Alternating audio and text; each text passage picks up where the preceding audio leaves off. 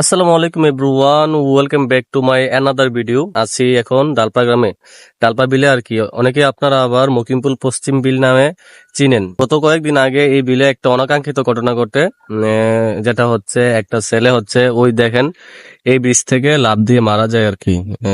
কোনো কারণবশত মারা গিয়েছিল। এখন আছি হচ্ছে এই ব্রিজের পাশেই। তো এখন হচ্ছে লাফ দেওয়া সম্পূর্ণ নিষেধ। এখানে সতর্কবার্তা জারি করে দিয়েছে যে এখানে লাফ দিতে দেওয়া সম্পূর্ণ নিষেধ।